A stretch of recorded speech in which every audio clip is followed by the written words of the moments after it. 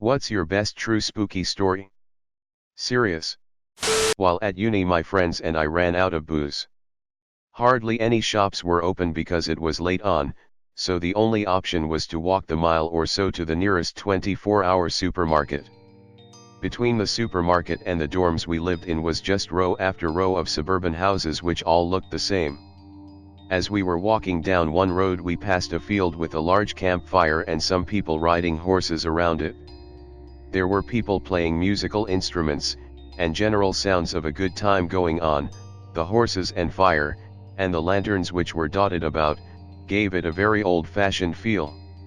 Maybe 5 minutes after passing the field, now walking past houses again, one of my friends commented on how weird and out of place that gathering of people had been.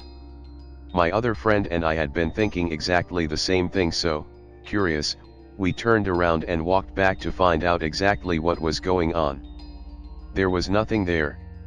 Not just no people or horses, there was no field, just more and more houses. Even though we were absolutely certain we were on the right road, as we'd simply turned around, we walked up and down the neighboring roads too.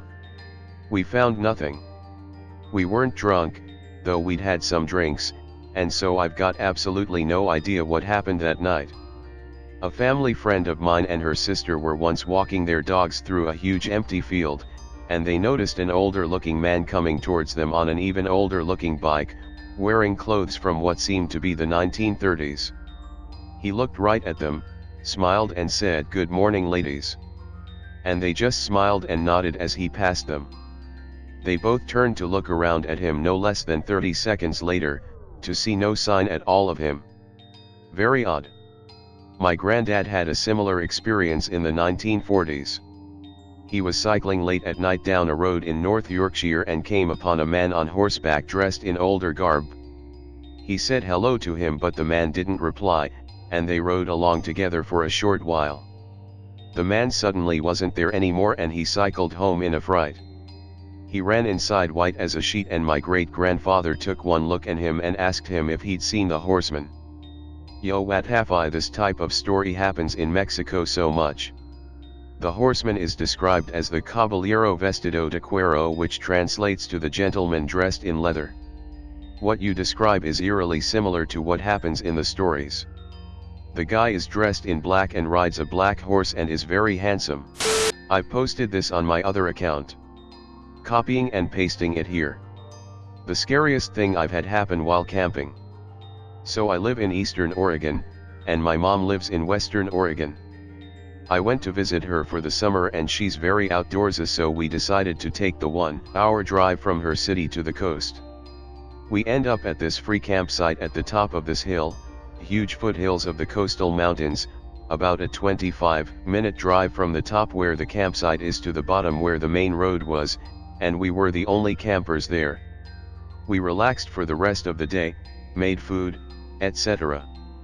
A truck full of men drive up the hill and talk with my mom, I don't know what about, wasn't suspicious at the time, and they leave us. Fast forward to the middle of the night. I wake up to my mom sitting straight up in the tent. I wake easily, so I heard her gasp and it woke me. As soon as she saw I was awake, she put her hand over my mouth because I was starting to ask her what's wrong. It was dead silent, and all of a sudden you hear footsteps right beside the tent. The little flap that covers the zipper was even moving. Thankfully my mom has quick wits and said very loudly, "Kenny, grab the gun." Kenny is my dad, although that doesn't matter, and mind you, he was not there, just us girls like I previously said. They left. No harm was done. Thank the Lord for my mama.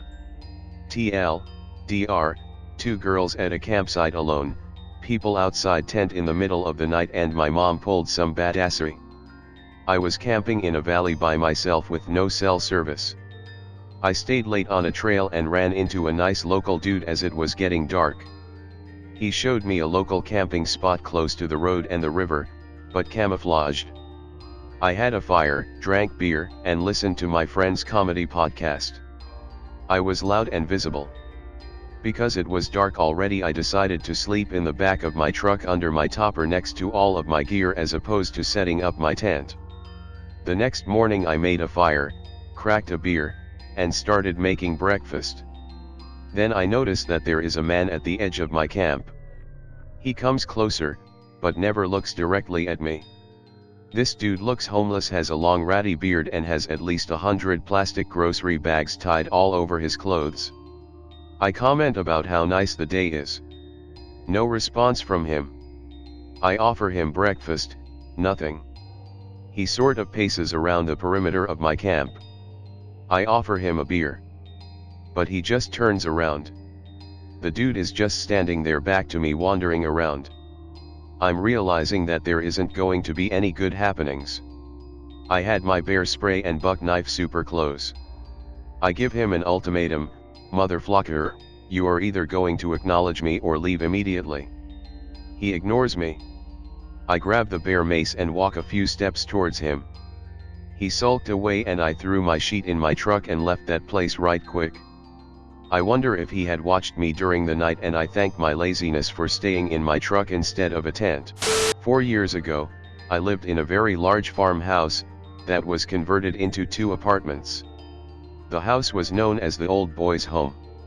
It was used to house boys with behavioral issues but was closed due to allegations of molestation. Anyway, I was living with my boyfriend and 3-year-old daughter at the time. My bedroom had a large fireplace that had been boarded up and painted over.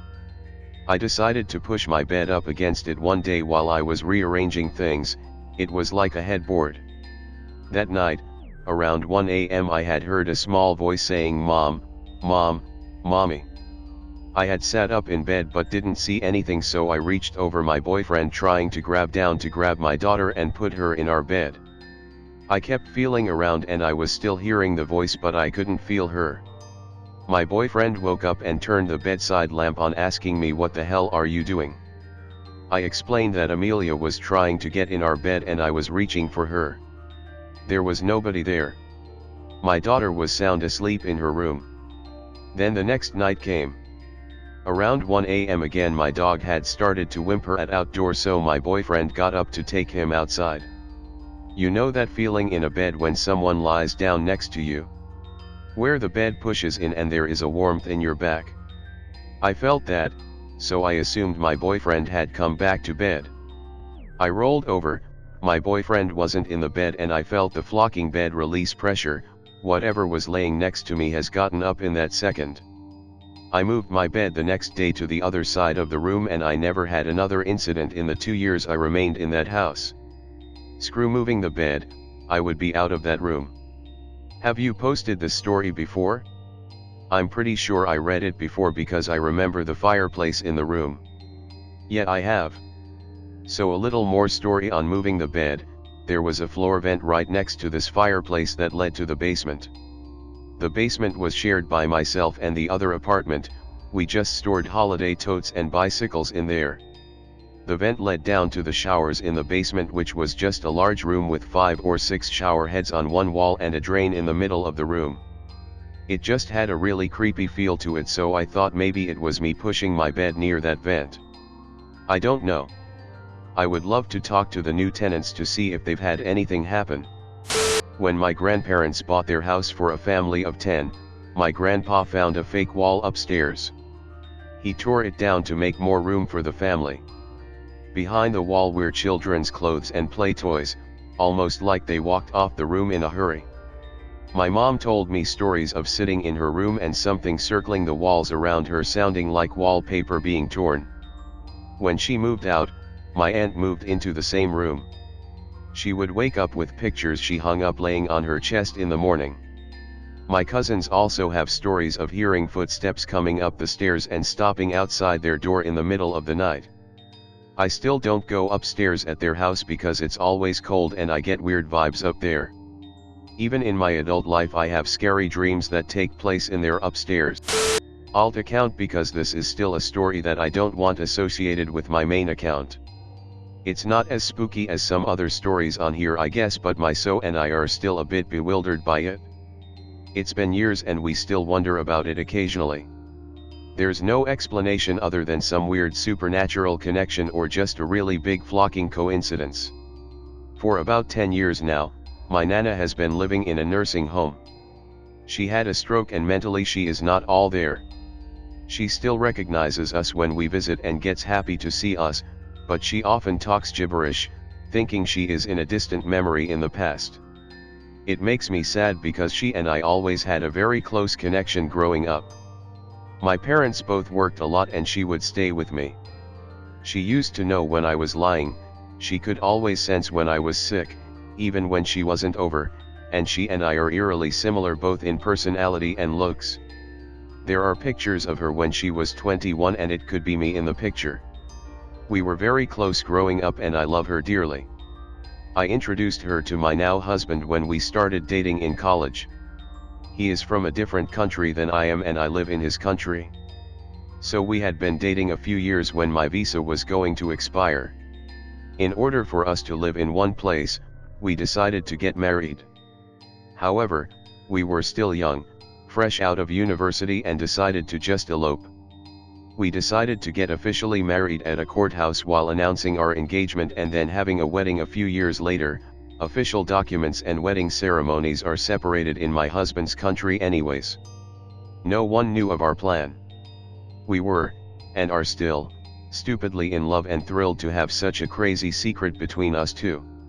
In hindsight, it was stupid and no one would have judged us, especially considering we are still happily together years later, but we still decided to hide it because we were stupid kids. So we flew to visit my parents in my home country and announce our engagement and my dad picked us up from the airport. We were chatting in the car, when he tells us that my Nana was freaking out while he visited her the other day. The day we decided to elope. Why was she freaking out? She announced to my whole family that she saw in her dreams that I had eloped and was now married. They dismissed her because they didn't expect that at all. She kept insisting and was incredibly lucid about it. She raised her voice, which she hadn't done since before the stroke. My dad had mentioned because he thought it was sweet that she was so worried about this and became so lucid. My husband and I just got silent in the car and I went cold. We don't know how she knew that or if it was just coincidence. But she knew somehow. We went to visit her a few days later and she didn't remember it at all. She was thrilled we were engaged. We are happily married now and had our wedding and stuff, and no one ever found out we had eloped before the wedding day, except my Nana apparently. I posted this in a thread a while ago but gonna do it again because it applies here. When I was in high school my uncle would throw me a couple bucks to help babysit his kids with my aunt. They lived in a 2-story house by the water, nice area. The kids were about 3 and 6. One day I was sitting in their den on my phone when I started to hear a baby crying. Thinking it was the 3-year-old, I headed to the bottom of the stairs to check and see if my aunt was up there dealing with it. I called for her a couple times with no response. The baby kept crying. I called for her one more time, and when I got no response I started walking up the stairs. Then I heard my cousins and aunt playing outside. All the hairs on my body stood up and I literally felt a chill run down my spine. I quietly turned around, walked down the stairs, got in my car and drove away. The baby was still crying when I closed the door behind me. A few years later I was drunk at a family party and told my uncle the story. He told me that he and his wife used to hear the baby too, and apparently the previous owners had a kid die of SIDS in that room upstairs. He's uber Catholic and had a mass said for the baby. He said after that it never happened again. Still gives me the willies when I talk about it though.